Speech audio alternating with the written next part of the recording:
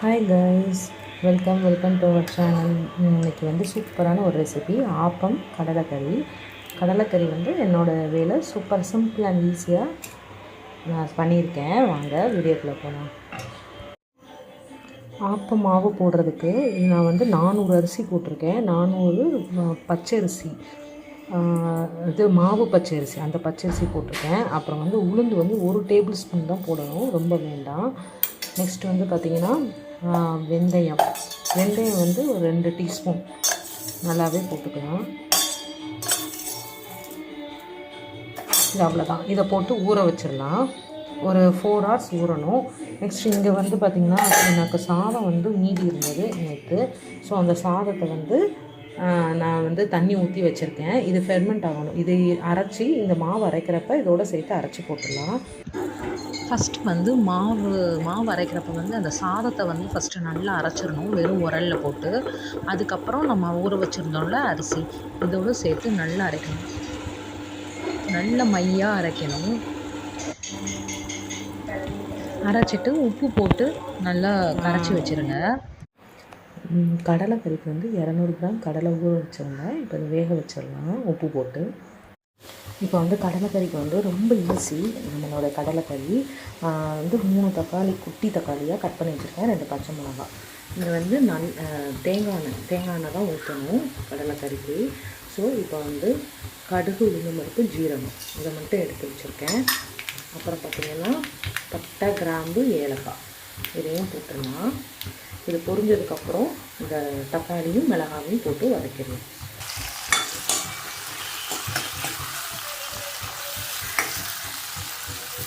இது நல்லா வதங்கட்டும். இந்த அளவுக்கு வதங்கினா அப்புறம் மஞ்சள் பொடி 1/4 ஸ்பூன் போட்டிருக்கேன், 1 ஸ்பூன் வத்தல் பொடி, 2 ஸ்பூன் மல்லிப்பொடி. இப்போ வந்து உப்பு சேர்த்துடலாம்.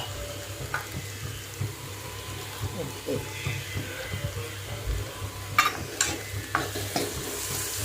இது நல்லா மிக்ஸ் ஆன உடனே ஒரு 1 மினிட்ஸ் கழித்து நம்ம வேக வச்சு வச்சுருக்கோம்ல சட்னா, அதை போட்டுடலாம்.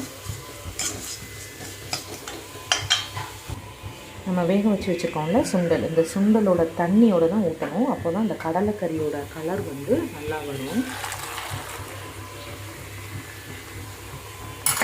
இப்போ இதுக்கு தேங்காய் அரைக்கணும். தேங்காயும் பெருஞ்சீரகம் மட்டும் போட்டு அரைச்சா போதும். தேங்காய் எடுத்திருக்கேன். இது ஒரு 1/2 மூடி இருக்கும். அந்த 1/2 மூடி தேங்காவை போட்டு அரைச்சிடலாம். இந்த அளவுக்கு தேங்காய் மையாக அரைச்சிக்கோங்க.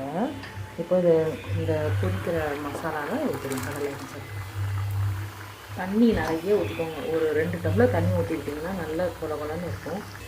கடலைக்கறி இந்த மாதிரி கொதிக்கிற ஸ்டேஜில் வந்து கறி மசால் பொடி இருக்கு, இந்த மசால் பொடி தான் போடணும். நீங்கள் பிராண்ட் எதனாலும் யூஸ் பண்ணிக்கோங்க. ஆனால் கறி மசால் பொடின்னு இருக்கும், அந்த பொடி போடுங்க. ஒரு 2 ஸ்பூன் போடுங்க. நல்லா போட்டு கிளறி விட்டுக்கோங்க. இந்த நேரத்தில் வந்து நம்ம கருவேப்பிலை போட்டுடலாம். கருவேப்பிலை இப்போ போட்டிங்கன்னா தான் நல்ல டேஸ்ட்டாக இருக்கும். கருவேப்பிலை இப்போ போட்டுருங்க.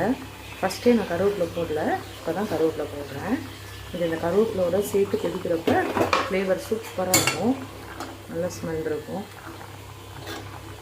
லாஸ்ட்டாக கொத்தமல்லியில் போடலாம். இப்போ 1 ஸ்பூன் தேங்காய் எண்ணெயும் ஊற்றணும். அவ்வளோதான். லாஸ்ட்டாக கொத்தமல்லி தழை நிறையா போட்டு, ஒரு கை நிறையா கொத்தமல்லி போட்டு இறக்கிடலாம். மாவு நல்லா புளிச்சிருச்சு. இது மார்னிங் 7 o'clock ஆகுது. மாவு நல்லா புளிச்சிருச்சு. பாதி மாவு எடுத்து வச்சுருக்கேன். கொஞ்சம் கொஞ்சமாக மாவு எடுத்து நீங்கள் வந்து போட்டுக்கோங்க. நீங்கள் வந்து ரொம்ப நல்லா புளிச்சிருச்சு. இருந்தாலும் நான் ஒரு பிஞ்ச் வந்து இந்த மாவில் தான் சோடா உப்பு சேர்க்க போகிறேன். அப்போ நல்லா வரும். இதில் மாவு எப்போல்லாம் ஆப்போ சொல்கிறோமோ அப்போ மட்டும் எடுத்து பிஞ்ச் போட்டு கலக்கி கொஞ்சம் தண்ணி ஊற்றணும். ஆல்ரெடி தண்ணியாக தான் இருக்குது. கொஞ்சம் ஒரு 1/4 டம்ளர் இதில் தண்ணி ஊற்றி மிக்ஸ் பண்ணி வச்சுக்கோங்க. ஒரு பிஞ்ச் தான் போடுறேன். சோடா உப்பு போட்டு நல்லா மிக்ஸ் பண்ணவுமே நல்லா நிறைய பபுள்ஸாக வரும். அப்போ நல்லா சூப்பராக வரும்.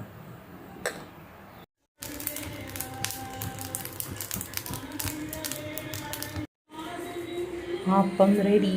ஆப்பம் நல்லா சாஃப்டாக இருக்கும், கலரும் நல்லா சூப்பராக இருக்கும். ஆப்பம் இது கடலைக்கறி இப்போ நம்ம வச்சது இது தேங்காய் பால் நாட்டு சக்கரை போட்டு கலந்து வச்சதுனால அந்த கலரில் இருக்குது. சூப்பராக இருக்கும். கண்டிப்பாக நீங்களும் இந்த மாதிரி செஞ்சு பாருங்கள். தேங்க்யூ ஃபார் வாட்சிங்.